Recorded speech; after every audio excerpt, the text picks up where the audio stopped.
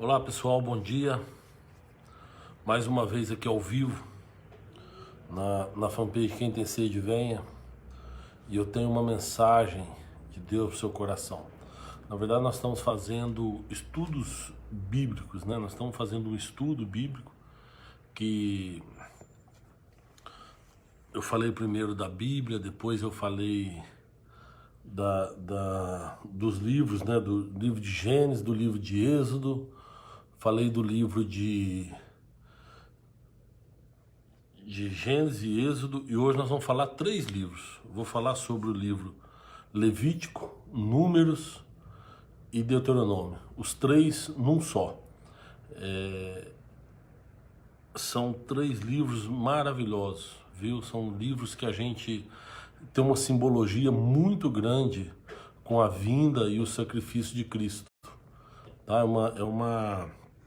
O Antigo Testamento todo, né? Eu sou um apaixonado pelo Antigo Testamento por uma única razão, porque o Antigo Testamento ele traz toda a profecia sobre Jesus e ele traz também toda a simbologia sobre Jesus. Um abraço ao pessoal que já está com a gente, e o pastor Wagner, que mandou um bom dia abençoado para todos aí, pastor Wagner da comunidade Cristo Vivo, a qual eu pertenço.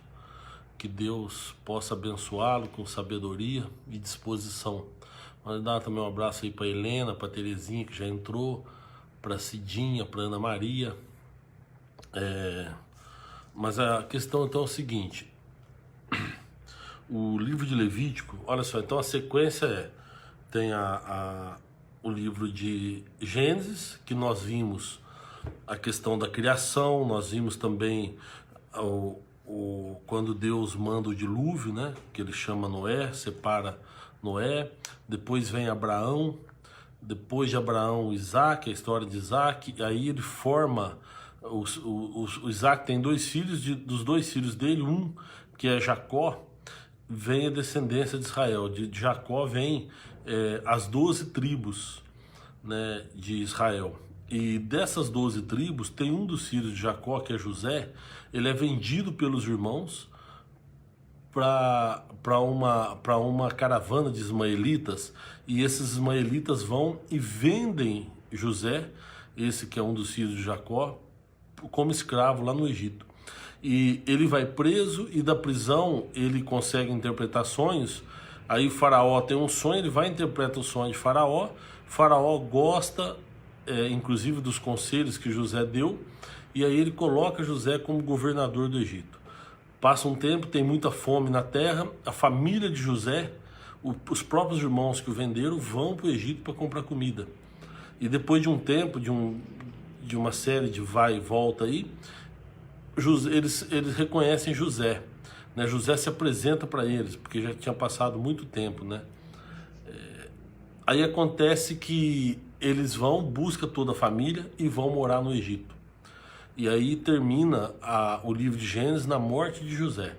Aí acontece o seguinte: no livro de Êxodo começa a escravidão do povo de Israel no Egito, né? O livro de Êxodo começa quando o José tinha morrido, o faraó que gostava dele tinha morrido, e vem outras gerações. Já faz um tempo que Israel está ali, crescendo muito. Israel começa a se multiplicar, e o novo faraó, que não conhecia José, não conhecia a história, não conhecia nada, ele fica preocupado, porque o povo de Israel, que é chamado também de hebreus, né? Os hebreus cresciam demais, eles se multiplicavam muito, e ele ficou preocupado, com medo de, se tivesse uma guerra, os hebreus se juntassem aos inimigos e aí dominasse o país.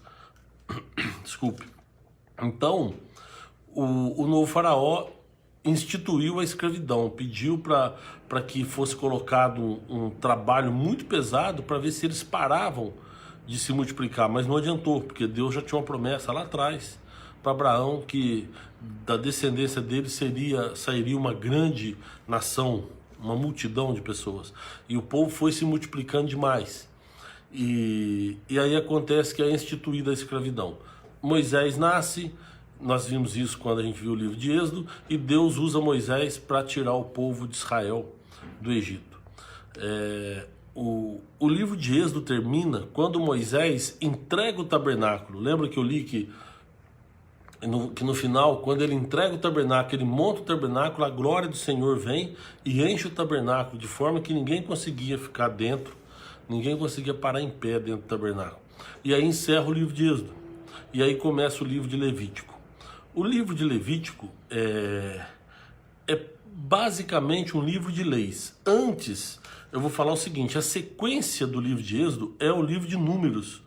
Entre o livro de Números e o livro de Êxodo, na Bíblia, tem o livro de Levítico. O livro de Levítico é o seguinte: eles estão no Monte Sinai, lá no livro de Êxodo. Eles estão no Monte Sinai e levantam o tabernáculo. Nesse período, depois que levantou o tabernáculo, até a saída do povo ali do Sinai, demora mais ou menos uns 2 meses. Nesses 2 meses é que é escrito o livro de Levítico, né?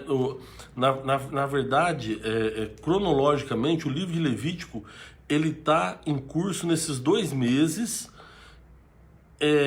entre Êxodo e Números, nesses 2 meses em que o povo de Israel entregou o tabernáculo e aí eles tiveram depois que partir ali do Sinai, né? E o que tem o livro de Levítico? O livro de Levítico tem um monte de leis que Deus instituiu para que o povo de Israel cumprisse. Então, depois que levantaram o tabernáculo, Deus chama Moisés novamente e começa a passar para ele questão de festas, quais são as festas que ele quer que comemora, e começou a falar sobre o sacrifício pelos pecados. Ele começa a colocar diversas regras e leis, e a principal delas é a expiação pelo pecado do povo. Ou seja, todo ano o povo entregava os pecados, né, fazia orações lá, entregava os pecados, e o sacerdote ele tinha que fazer fugiu a palavra aqui, o sacerdote, um ritual, tinha que fazer um ritual para que fosse perdoado o pecado do povo, né? Então tinha uma série de regras, tinha uma série de leis, estas leis que foram colocadas nesse período antes deles partirem do Sinai, e entre elas os rituais que os sacerdotes e o sumo sacerdote deveria fazer para perdoar o pecado do povo, para que o povo tivesse o perdão do pecado, né? Então, nessa parte de Levítico, eu coloquei aí, depois você vai ver antes de começar o vídeo, eu coloquei em cima uma legenda, eu coloquei os 2 principais assuntos que a gente ia ver hoje. Primeiro, qual a importância da ressurreição de Cristo, por que foi necessário que Cristo ressuscitasse. E a segunda é porque o povo de Israel ficou 40 anos perambulando no deserto. Eles não precisavam ter ficado tanto tempo, mas por que eles ficaram 40 anos? Está no livro de Levítico e no livro de Números consecutivamente. Então, no livro de Levítico, eu quero ler para vocês o seguinte: quando tinha o pecado do povo, o sacerdote, o que ele tinha que fazer para que o pecado do povo fosse perdoado? Lembra que eu acho que é lá no livro de Hebreus que fala que o Santo dos Santos era um lugar onde o sumo sacerdote, só ele poderia entrar, e não sem sangue, né, mas toda vez levando sangue, e uma vez por ano, uma vez por ano ele entrava para o perdão do pecado do povo. Então todo ano o sumo sacerdote ele tinha que fazer um ritual, e esse ritual ele pegava o sangue de um bode, o sangue de um novilho, ele fazia um ritual ali que matava os animais, e o sangue desses animais era aspergido na tampa do propiciatório, né, que ficava dentro do Santo dos Santos, que nós vimos isso também no livro de Êxodo, né, aquela divisão do tabernáculo, da tenda, onde tinha o lugar santo e o lugar santíssimo. Ele tinha que entrar nesse lugar santíssimo com o sangue e passar no propiciatório ali, aspergir a arca, e depois sair, e um bode vivo ele era levado ao deserto para expiação do pecado. Então, aí eu quero ler com vocês aqui agora, no capítulo 16, eu vou ler lá a partir do versículo 15, fala assim, olha: então sacrificará o bode da oferta pelo pecado, em favor do povo, e trará o sangue para trás do véu, e fará com o sangue o que fez com o sangue do novilho. Ele o aspergirá sobre a tampa da frente dela. Assim fará propiciação pelo lugar santíssimo por causa das impurezas e das rebeliões dos israelitas, quaisquer que tenham sido seus pecados. Fará o mesmo em favor da tenda do encontro, que está entre eles no meio das suas impurezas. Ninguém estará na tenda do encontro quando Arão entrar. Arão era o sumo sacerdote. Quando Arão entrar para fazer propiciação no lugar santíssimo, até a saída dele. Depois que fizer propiciação por si mesmo, por sua família e por toda a Assembleia de Israel. Depois irá ao altar que está perante o Senhor e pelo altar fará propiciação. Pegará um pouco do sangue do novilho e do sangue do bode e o porá em todas as pontas do altar. Com o dedo aspergirá o sangue 7 vezes sobre o altar para purificá-lo e santificá-lo das impurezas dos israelitas. Quando Arão terminar de fazer propiciação pelo lugar santíssimo, pela tenda do encontro, pelo altar, trará para a frente o bode vivo. Então colocará as 2 mãos sobre a cabeça do bode e confessará todas as iniquidades e rebeliões dos israelitas, todos os seus pecados, e os porá sobre a cabeça do bode. E em seguida enviará o bode ao deserto, aos cuidados de um homem designado para isso. O bode levará consigo todas as iniquidades deles para um lugar solitário, e o homem soltará o bode no deserto. Olha só, então o que tinha acontecido? Ele pegava lá, então ele ia sacrificar o novilho, tinha cordeiro, ovelha, isso aí para cada tipo de pecado, né? Para pecados individuais, tinha lá os cordeiros, mas agora ele está fazendo aqui um ritual para pecado de toda a população, de toda a nação dos israelitas. E então o que ele tinha que fazer? Ele tinha que pegar 2 bodes, ele lançava sorte sobre esses 2 bodes, um deles tinha que ser sacrificado, ele era morto, e aí o sangue dele era passado, igual nós vimos aqui, nas pontas do altar, enfim, em todos os lugares ali que o sumo sacerdote fazia. O outro, ele era levado ao deserto, mas antes de ser levado ao deserto vivo, o sacerdote punha as mãos na cabeça dele e fazia uma oração. Com as mãos na cabeça do bode, ele entregava todo o pecado do povo. Fazia uma oração para Deus, pedindo perdão pelo pecado do povo, e ali soltava o bode. Pegava uma pessoa que era escolhida ali entre os sacerdotes, entre os levitas, né? Um homem tinha que não podia ser qualquer pessoa, mas ele pegava um homem escolhido e esse homem levava o bode até o deserto e ali soltava ele. Então essa era a expiação pelo pecado do povo. Esse era um ritual que fazia para que todo o povo tivesse os pecados daquele ano perdoado. Agora, olha só o que diz o versículo 10. Eu li a partir do 15, mas olha só o que diz, Levítico 16, 10.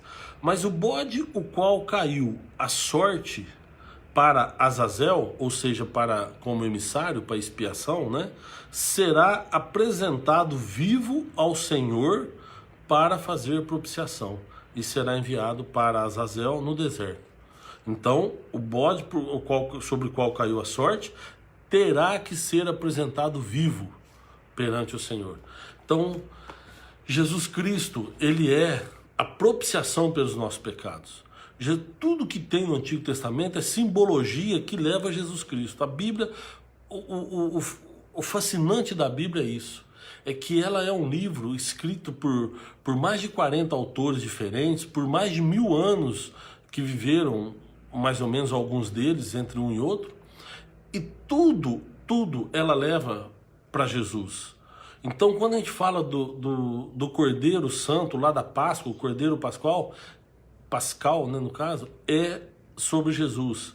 Quando a gente fala aqui da expiação pelo pecado do povo, é sobre Jesus. Só que acontece, antigamente era feito esse ritual todo ano. Com a morte de Cristo, com a vinda, morte e ressurreição de Cristo, esse foi um sacrifício único que o próprio Cristo se ofereceu. Então Cristo, ele simboliza o animal que foi sacrificado e foi morto, por isso ele foi morto na cruz. E ele simboliza aquele que também foi solto no deserto.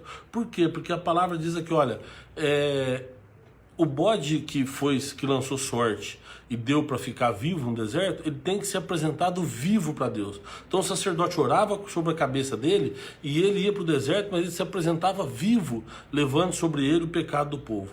Jesus foi o nosso sacrifício, ele representou aquele bode que foi morto, ou seja, ele foi o sacrifício, né, que morreu, mas ele foi também o sacrifício vivo. E a ressurreição dele quer dizer isso, ele tinha que ser apresentado vivo diante de Deus, carregando os nossos pecados. Então, mesmo Cristo que foi morto pelo sacrifício, por sacrifício aos nossos pecados, ele também tinha que se apresentar vivo a Deus, porque toda simbologia do Antigo Testamento remete a Cristo Jesus. Então, a ressurreição de Cristo ela é importante, por quê? Porque ele tinha que se apresentar vivo diante de Deus, levando sobre si os nossos pecados. Então ele foi o sacrifício e depois ele foi também o emissário, o expiatório para os nossos pecados, aquele que levou sobre si os nossos pecados, né? O expiatório aí quer dizer cobrir, né? Ele cobriu os nossos pecados com o sangue dele e se apresentou vivo a Deus com os nossos pecados. Então essa é a grande importância do livro de Levítico. Então o livro de Levítico só fala das leis judaicas. Nós como cristãos, os cristãos não estão sob a lei. Então nós não precisamos cumprir a lei que foi determinada aos hebreus. Por quê? Porque conosco tem um Novo Testamento. Por isso que a Bíblia tem o Antigo Testamento e o Novo Testamento. O Antigo Testamento fala da aliança que Deus tinha com o povo judeu. O Novo Testamento é a nova aliança, fala de uma nova aliança que Deus tem conosco, que somos não os hebreus, mas que somos filhos de Deus através de Jesus Cristo. São os que creem em Jesus Cristo, né? Através da nossa fé em Jesus, nós também nos tornamos filhos de Deus. Capítulo 1 do Evangelho de João, você pode ler aí, que você vai ver que através de Cristo nós somos feitos filhos de Deus. Então Deus tem um Novo Testamento, e esse Novo Testamento nós não temos que cumprir a lei. Jesus cumpriu a lei porque ele era judeu, mas nós temos que cumprir a lei de Cristo, que é a fé. Né? Aquilo que está escrito lá em Romanos 10, se com a tua boca você confessar ao Senhor Jesus e com o seu coração você crê que Deus o ressuscitou dos mortos, será salvo. Então esse é a nova aliança, o Novo Testamento.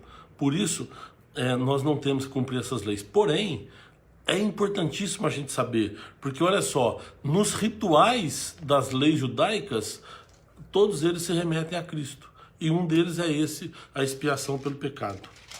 Amém? Aí depois, na sequência, vem o livro de Números.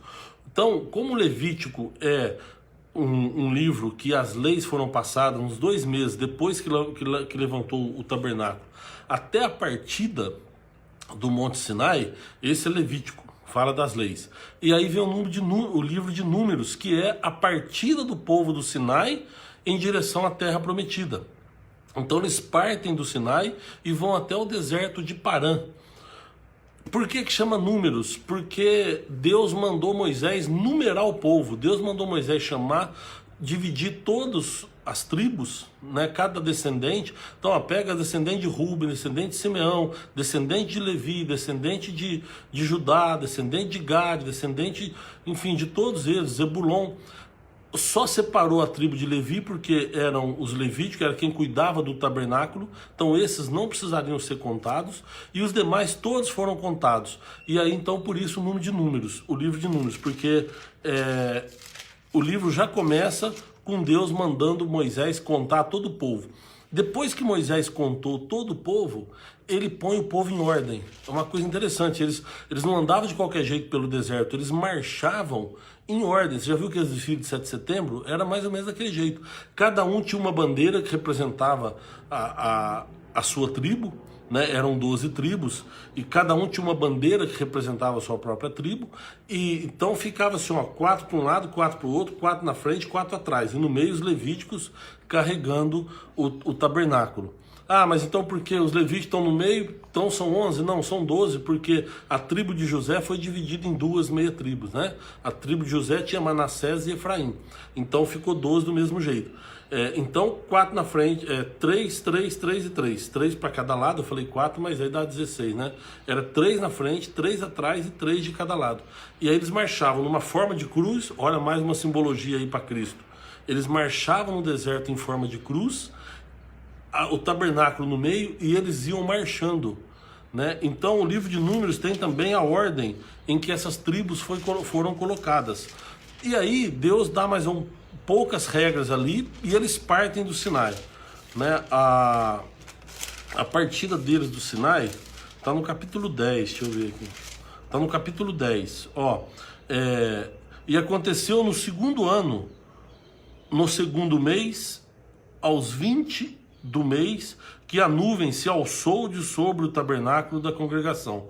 E os filhos de Israel partiram segundo as suas jornadas no deserto do deserto do Sinai, e a nuvem parou no deserto de Parã.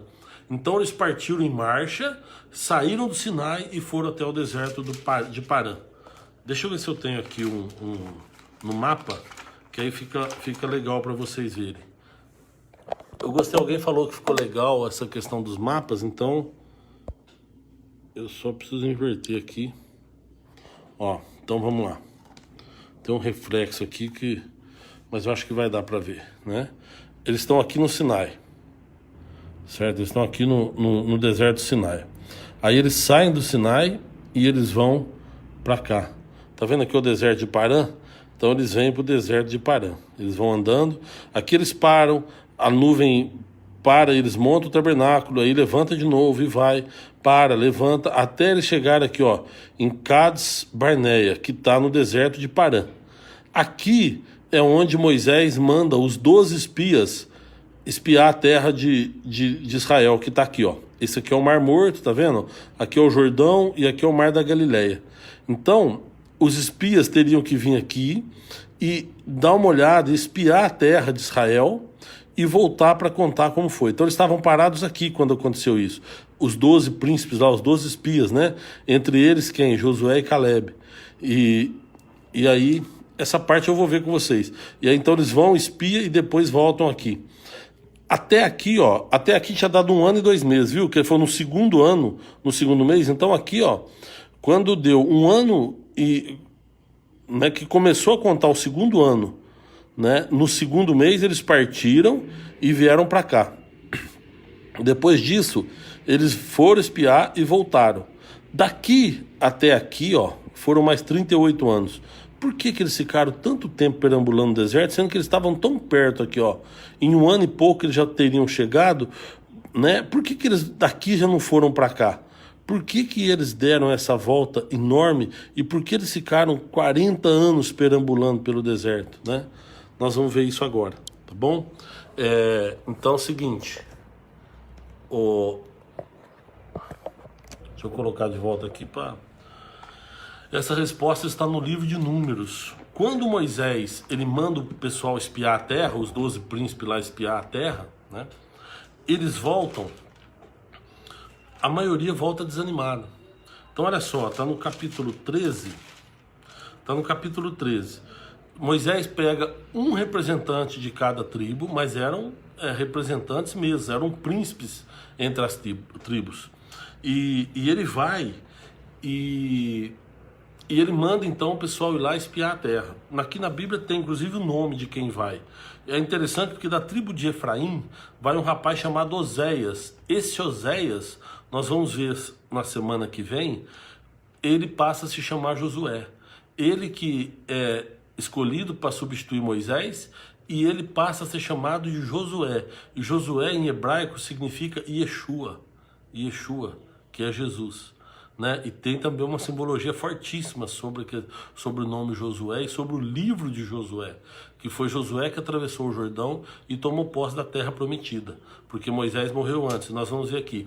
Então Moisés manda os 12 representantes lá espiar a terra. E quando eles voltam falando o seguinte: olha, a terra realmente é boa, você tinha razão, a terra ela produz muito. Trouxeram um cacho de uva que tiveram que trazer em 2 homens, puseram um pau no meio do cacho assim, puseram no ombro de um, no ombro de outro, e trouxeram para ver o quanto a terra realmente era boa, a terra que manava leite e mel, e que mana leite e mel até hoje. Israel é uma terra que mana leite e mel, né? Israel é um negócio interessante, não tem abelha, mas tem mel, né? Eles tiram mel de plantas, é uma coisa impressionante, né? Das tamareiras, enfim, de outras plantas. Então, eles não precisam nem de abelha para produzir mel. Esse é o nosso Deus. E aí o que aconteceu? Chegaram, eram frutas tão grandes que eles chamaram o lugar de Vale do Escol, que era o lugar de onde eles tiraram o cacho de uva. E quando eles voltaram, olha só, e caminharam e vieram a Moisés e a Arão e a toda a congregação dos filhos de Israel do deserto de Parã, a Cádiz, aquele lugar que eu mostrei para vocês lá, Cádiz Barneia lá, né?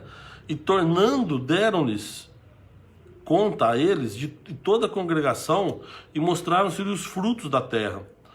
Mas o que aconteceu? Esses que voltaram falaram o seguinte: nós não podemos ir para lá, porque lá moram gigantes, são os filhos de Anak que estão lá, e são pessoas muito fortes, muito grandes, e as cidades são verdadeiras fortalezas, elas são cercadas por muro. Nós jamais vamos conseguir entrar naquela terra. E aí eu quero deixar uma mensagem para você, porque Deus tem uma promessa para nós, e essa promessa é a vida eterna, mas não quer dizer que nós vamos chegar e passar tranquilo, nós temos que batalhar. Eles chegaram lá e tiveram que lutar, nós vamos ver na próxima semana no livro de Josué, tiveram que lutar, nós precisamos batalhar para tomar posse também da nossa herança. Mas então aconteceu o seguinte, eles desanimaram, falaram: nós não podemos entrar lá, nós jamais vamos conseguir. E aí então o Josué e Caleb, 2 deles que foram, 10 voltaram desanimados, e esses 2, Josué e Caleb, falaram: não, que isso, nós temos que prosseguir, nós temos que, se Deus é com a gente, nós vamos conseguir entrar lá, vamos derrotar esse pessoal e vamos tomar posse, Deus prometeu para nós. E ficou essa discussão, e muito do povo, a maioria do povo de Israel, ficou com os 10 que estavam desanimados. E eles então começaram a murmurar contra Moisés, a brigar com Moisés, questionar a liderança de Moisés, e quiseram voltar pro Egito. E quando tem essa confusão toda, eles: não queremos mais, por que Deus tirou a gente do Egito, nós preferimos ter ficado lá. É uma coisa interessante, gente. Toda vez que a gente tem dificuldade, a gente lembra do Egito, a gente lembra do passado e a gente começa a se arrepender. Puxa, antes de eu me converter eu não passava por esse sufoco, parece que eu era mais feliz. Mas você se esquece que antes, lá no Egito, o povo era escravo. Muitas vezes a gente pensa: se eu não fosse cristão, se eu tivesse uma vida tranquila, se eu tivesse uma vida longe da presença de Deus, talvez fosse melhor. Mas você se esquece que longe da presença de Deus a gente é escravo. Então nós precisamos entender que tem uma promessa para nós precisamos lutar por essa promessa para tomar posse dela. O povo não quis. Aí o que aconteceu foi o seguinte, olha só, no 14:26 do livro de Números: depois falou o Senhor a Moisés e a Arão, dizendo: até quando eu sofrerei esta má congregação que murmura contra mim? Tenho ouvido as murmurações dos filhos de Israel com o que murmuram contra mim. E aí o que aconteceu? Deus falou: vou destruir esse povo agora. E Moisés falou: Senhor, não faça isso. Por quê? Esse aqui é um conselho que Deus deu, que Moisés deu a Deus. Falou: o Senhor tirou esse povo do Egito, e tudo que o Senhor fez no deserto, todo mundo sabe. Mas se o Senhor matar esse povo aqui agora, as pessoas que ouviram falar do Senhor, os outros reis, as outras nações que ouviram toda a sua fama, vão achar que o Senhor não teve força para levá-los até a terra de Canaã, e por isso o Senhor matou esse povo no deserto. Então vai ficar ruim para o Senhor, porque todo mundo vai achar que o Senhor não teve poder para isso. E Deus ouviu o conselho de Moisés e falou: olha, eu não vou matar esse povo então, porém esses murmuradores não vão pisar na terra prometida. Então a partir de agora, quem tem de 20 anos para baixo, que eu declaro inocente, pode entrar, mas quem tem de 20 anos para cima vai morrer no deserto. E quem vai entrar? A nova geração, os filhos deles, aqueles filhos que eles gerarem no deserto, esses poderão entrar. E esses que têm menos de 20 anos. Os que têm mais de 20 anos não vão entrar na terra que eu prometi. E aí por isso eles começaram a andar pelo deserto e foram andando até que cada um deles morresse. Então ficou 40 anos, porque depois de 40 anos, aquela geração que tinha acima de 20 anos morreu no deserto, e a nova geração, os filhos deles que nasceram no deserto, foram os que entraram na terra prometida. Aí aqui eu já falei numa pregação uma vez, olha que interessante, esses aqui, eles trabalhavam como escravos no Egito, eles não tinham aprendido a brigar lá, a lutar, eles aprenderam a trabalhar. E aí agora nasce uma geração que só sabe lutar. E eles precisariam lutar para tomar posse da herança. Então esta geração morreu e eles ficaram 40 anos perambulando no deserto porque eles não acreditaram em Deus, porque eles desconfiaram de Deus, murmuraram contra Deus, e então uma nova geração foi levantada. Nós precisamos aprender a confiar em Deus. Deus pode levantar quem Ele quiser, mas se nós fomos escolhidos, se nós estamos tendo a oportunidade de caminhar e de alcançar a promessa, por que nós vamos abrir mão disso? Então não abra mão, não murmure contra Deus e vamos continuar em frente, que nós vamos tomar posse da nossa herança. Amém? Então o livro de Números é isso aí, porque eles murmuraram e quiseram voltar, Deus proibiu aquela geração de entrar na terra prometida e eles ficaram então os 40 anos murmurando no deserto. E aí vem o livro de Deuteronômio, que na verdade é um resumo das leis de Moisés. O Deuteronômio é como se fosse uma segunda lei. Ele é colocado aqui como... Moisés reúne o povo e começa a relembrar tudo que Deus fez e todas as leis que Deus passou para eles, a tábua dos mandamentos, as festas. Moisés começa a relembrar todo o povo de todas as leis. Por quê? Porque ele está perto da morte. Então ele lembra todo o povo está andando, 40 anos, já faz 38 anos que eles estão andando no deserto, e depois que eles estão andando, Moisés chama Josué e coloca Josué como sucessor. E depois que Moisés chama Josué e coloca ele como sucessor, Deus chama Moisés e pede para ele subir no Monte Nebo, que é um monte muito alto que dava para ele ver toda a terra de Canaã. E ele subiu Moisés nas campinas de Moabe ao Monte Nebo, ao cume de Pisga, que está de frente a Jericó. E o Senhor mostrou-lhe toda a terra, desde Gileade até Dan, todo Naphtali, todo Efraim, Manassés, toda a terra de Judá, até o mar último, ou seja, desde lá de cima do mar da Galileia até o mar morto. Deus mostrou para Moisés e falou: olha, tudo isso daí é a terra que eu te prometi.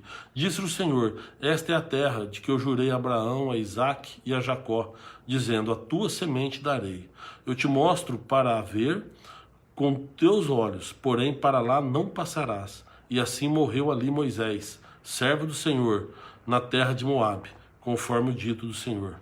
E este o sepultou no vale, na terra de Moabe, de fronte a Bet-peor, e ninguém tem sabido até hoje a sua sepultura. E era Moisés da idade de 120 anos, quando morreu, e os olhos dele nunca se escureceram, e ele nem perdeu o seu vigor. 120 anos. Moisés tinha 40 anos quando ele matou o egípcio e fugiu do Egito. Ele tinha 80 anos quando Deus foi buscar ele lá na terra de Midian para voltar para resgatar o povo dele do Egito. 80 anos. Deus levantou Moisés para resgatar seu povo. E 40 anos depois que eles saíram do Egito, agora com 120 anos, Moisés falece no cume de Pisga, no Monte Nebo, que está de frente a Jericó. E ali então Moisés dá adeus ao povo e Josué assume o seu lugar. E a partir dali então Josué tem o trabalho de atravessar o Jordão e tomar posse da herança, que nós vamos ver então no próximo vídeo, na terça-feira que vem, como que se deu isso.